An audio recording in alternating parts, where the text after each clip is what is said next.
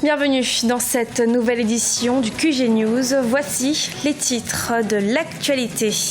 L'Afrique de l'Ouest soutient la candidature du Sénégalais Abdoulaye Bathily afin de remplacer Nkosazana Dlamini Zuma à la tête de la Commission de l'Union africaine. L'élection déjà reportée devrait avoir lieu au mois de janvier 2017. Lutte contre le tabagisme au Bénin, des organisations de la société civile continuent d'effectuer des plaidoyers à l'endroit des autorités. Objectif, adopter une loi anti-tabac. Et puis au Mali, clôture de la 23e édition du tournoi de la solidarité en athlétisme.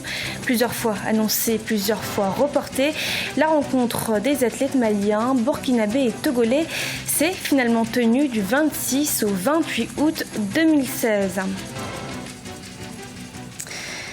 L'élection prochaine du président de la Commission de l'Union africaine continue d'alimenter les débats. Réunis en sommet extraordinaire en marge de la TICAD à Nairobi, au Kenya, la communauté des États de l'Afrique de l'Ouest a décidé de soutenir la candidature du Sénégalais Abdoulaye Bathily afin de remplacer Nkosazana Dlamini Zuma à la tête de la Commission de l'Union africaine.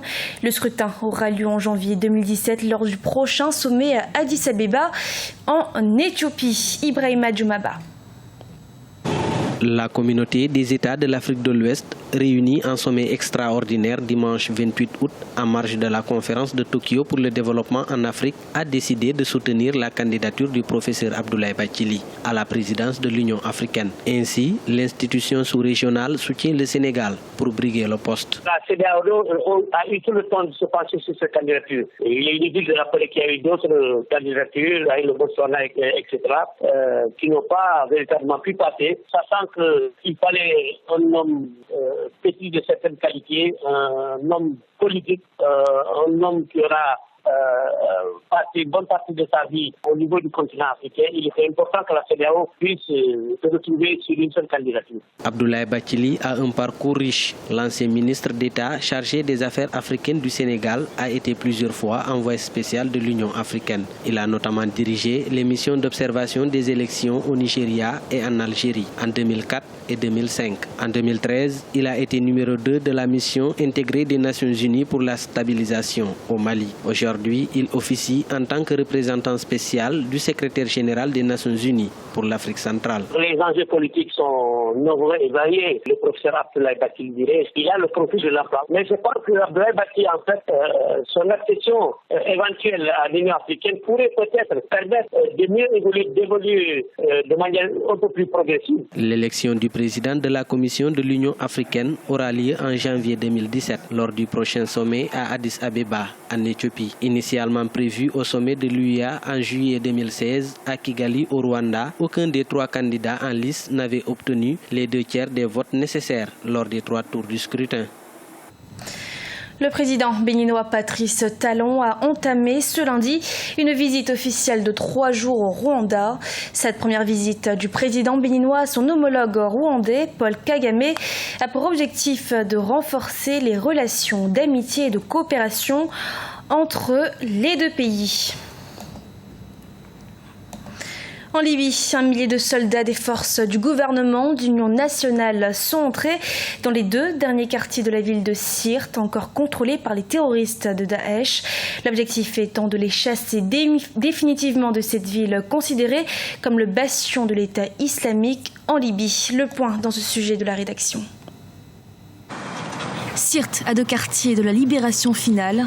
Ce dimanche, quelques 1000 soldats ont été mobilisés afin d'expulser totalement les djihadistes présents dans la ville de Sirte. Ils ne tiennent plus que 2 quartiers de la ville côtière à l'est de Tripoli, en grande partie reprise par les forces du gouvernement d'union nationale depuis le début du mois de juin 2016. Nos forces sont entrées dans les 2 derniers quartiers de Daesh à Sirte. L'ultime bataille de Sirte a commencé. Dans cette bataille, 21 cas de décès et 120 blessés ont déjà été annoncés. Et pour se défendre, les soldats loyalistes utiliseraient toutes sortes d'armements, notamment de l'artillerie lourde, afin d'évincer définitivement les djihadistes qui, eux, ont lancé plusieurs voitures à la bombe piégée en retour. C'est une situation très déstabilisatrice que vit aujourd'hui la Libye depuis la chute de Muammar Kadhafi le 20 octobre 2011. Et donc, depuis, nous avons le mouvement État islamique qui se structure et qui occupe des parties importantes de la Libye, notamment Sirte. Mais actuellement, aujourd'hui, on voit que l'offensive du groupement national des armées, donc le GNA, de la Libye pro-gouvernementale, ces forces-là sont en train de prendre le dessus, notamment à Sirte. Les deux derniers quartiers actuellement, selon les informations dont nous disposons, où siège l'État islamique, sont sous le feu de l'armée pro-gouvernementale libyenne. À coup sûr, on peut avoir une victoire, mais d'État. C'est une bataille qui sera peut-être remportée dans les prochains jours ou prochaines semaines, mais la guerre est loin d'être achevée. La reprise totale de la ville, située à 450 km à l'est de Tripoli, représenterait une véritable défaite pour l'État islamique qui en avait pris le contrôle depuis juin 2015. L'organisation djihadiste en avait fait la base même de son expansion en dehors de la Syrie et de l'Irak. Une loi anti-tabac, c'est ce pourquoi plaident les organisations de la société civile au Bénin. Elles estiment en effet que sans une législation claire et contraignante, la cigarette continuera de faire des ravages. Reportage de Lefty Ounou, notre correspondant au Bénin. Au Bénin, le vote d'une loi anti-tabac est remis au goût du jour par des organisations de la société civile. Le pays a ratifié en novembre 2005 la convention cadre de l'OMS pour la lutte anti-tabac. Mais les autorités n'ont pas encore finalisé la relecture de cette loi anti-tabac en vertu de cette convention. Cette lenteur administrative associée à la forte pénétration des industries du tabac sur le marché africain favorise de plus en plus la commercialisation et la consommation des produits dérivés du tabac. Au regard des faiblesses de la législation actuelle, plusieurs organisations de la société civile béninoise ont entamé depuis 5 ans des démarches pour le vote d'une loi anti-tabac sans succès. Regroupées au sein d'une plateforme dénommée Alt Tabagisme Bénin, elles appellent les autorités publiques, notamment le gouvernement actuel et le Parlement, à accélérer le processus d'adoption de la nouvelle loi anti-tabac au Bénin. Nous attendons qu'après les travaux du Parlement, que le président de la République, comme ça a été stipulé dans notre loi fondamentale, que dans les 15 jours qui vont suivre, le texte soit promulgué. Et au-delà de la prise de ce texte, que des instruments législatifs soient aussi pris, les décrets, les arrêtés, afin de faciliter la mise en œuvre de ce texte. Parce que quand nous prenons le texte, c'est un pas. Mais ce qui est important, c'est son application. En difficulté en Europe, les firmes du tabac misent sur le marché africain. Mais la majorité des populations béninoises est consciente des effets néfastes de la consommation du tabac sur la santé. Elle plaide pour le vote de cette loi anti-tabac. Les fabricants même de ce produit disent que le tabac nuit gravement à la santé. Ça veut dire que c'est un produit qui est nuisible à la santé humaine, un produit nocif. Donc par rapport à cela, prendre une initiative de loi ou bien prendre une proposition de loi pour aller contre l'utilisation de ce produit, je crois que c'est une très bonne initiative qu'il faut apprécier. En tant que citoyen lambda, il faut vite voter cette loi, puisque la cigarette nuit gravement à la santé. C'est écrit même sur le paquet de la cigarette, mais malgré ça, et si bête que nous sommes, les gens consomment encore cela. Près d'une vingtaine d'organisations de la société civile assurent la veille citoyenne anti-tabac au sein de la plateforme Alt Tabagisme Bénin depuis 6 ans. Rappelons que la prévalence au niveau du tabagisme au plan national est de 16%, avec un pic d'environ 30% dans le nord du pays. La 23e édition du tournoi de la solidarité en athlétisme s'est tenue du 26 au 28 août 2016. Tout au long du tournoi, des athlètes venus du Mali, du Burkina Faso et du Niger ont rivalisé d'ardeur au stade Modibo Keïta de Bamako. Et si l'absence du Togo et du Bénin a joué sur le déroulement des Jeux, les pays présents ont participé pour leur part à toutes les compétitions et ce, dans toutes les disciplines. Reportage de Mokhtar Bari, notre correspondant au Mali. Plusieurs fois annoncée et plusieurs fois reportée, la rencontre des athlètes maliens, burkinabés et togolais s'est finalement tenue du 26 au 28 août. Des pays comme le Bénin et le Niger manquent à l'appel. Les athlètes ont compéti en course, saut, lancer des poids et des javelots. Des athlètes ayant pris part au JO ne se sont pas privés. C'est le cas de Oumou Dante du Mali qui a raflé à elle seule la première place en 200, 400 et 800 mètres dames. Le Mali survole la compétition suivie du Burkina Faso et le Togo qui ferme la marche.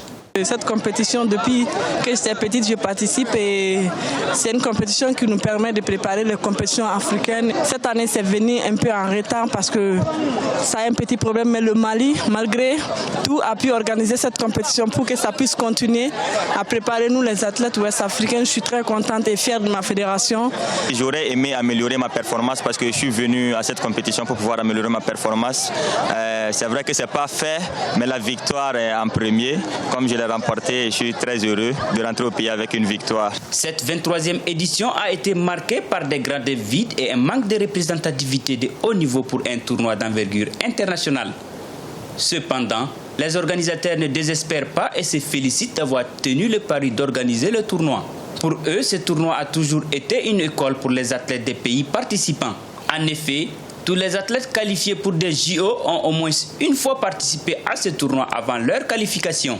Nous avons toujours dit que par rapport au niveau de l'athlétisme africain et par rapport au niveau de l'athlétisme dans notre sous-région, le tournoi de la solidarité, c'est les Jeux Olympiques pour beaucoup de jeunes athlètes.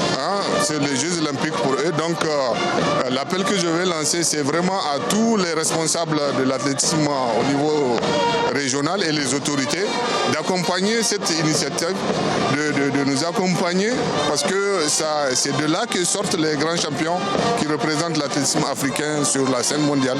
Les autorités de la région de Confédération africaine d'athlétisme pour qu'on puisse soutenir cette compétition qui est un véritable vivier.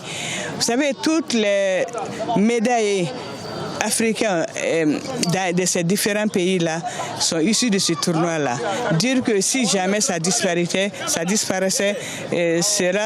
va porter véritablement un préjudice au développement de l'athlétisme dans la sous-région. Le tournoi international de la solidarité regroupe 5 pays qui sont le Bénin, le Burkina Faso, le Mali, le Niger et le Togo. Notons que cette compétition s'organise annuellement dans les différents pays membres. C'était le journal de la rédaction. Nous vous remercions de votre fidélité. Dans quelques instants, une nouvelle édition de l'actualité sur Africa 24.